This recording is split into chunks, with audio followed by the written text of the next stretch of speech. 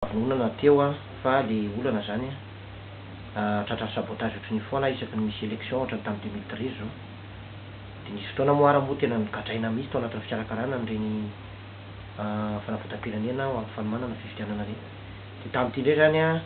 araka le lalam-pandroenana iny moa zany tsy maintsy nitoko politika no manolotra na olona 500 olom-boafidy no manolotra zay vao mahazo milatsaka fidiana anaty lalam-pifidianana zay. De za zany ny no zay za mantsy ilatsaka indépendance satria za zany tsy te hanangana toko politika satria za fa mpanabe ao anatin'ny fiangonana zay tariako fa noho zay lalam-pandroenana zay zany sy lalam-pifidianana zay dia tsy maintsy nanangana toko politika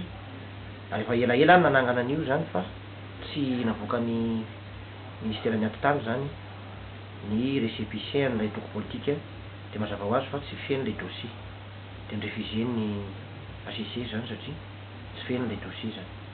Noho zay tsy fafako milatsaka filoham-pirenena navitra ny firenena zay de midika zany fa mbola tsy tena tonga zany le fotoana tena hoe anavotana ny Madagasikara fa kosa hiezaka ko Anarivo lala sy ny atoko politika CCDM tarihako ary tsy maintsy mivoaka ny récépissé alohan'ny fifidianana député zay de hoe handatsaka député raha Madagasikara aho ary hiezaka haka ny maro anisa eny amin'ny assemblée nationale. Zaho ihany koa Anarivo lala tenako manokana de hilatsaka député any Antanindrazanay ao Antsirabe faharoa, fandatsaka député ao Antsirabe voalohany, de mandatsaka député araka ny distrika rehetra eran'ny Madagasikara. Zay zany zao niezaka ataony indray ary ny ao anatin'ny 3 taona sy tapany dia hanaparitaka eran'ny Madagasikara ny programme politikako sy ny projet de société sy ny programme politikako any amin'ny fototsofiny voaka malagasy rehetra aho mandritra ny 3 taona sy tapany. Ny herintaona sy tapany dia hanomanako ny fifidianana ho filoham-pirenena amin'ny 2022.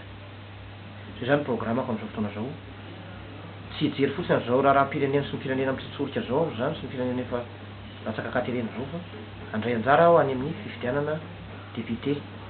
eran'ny Madagasikara andatsaka an'izay député zany saka any amin'ny députation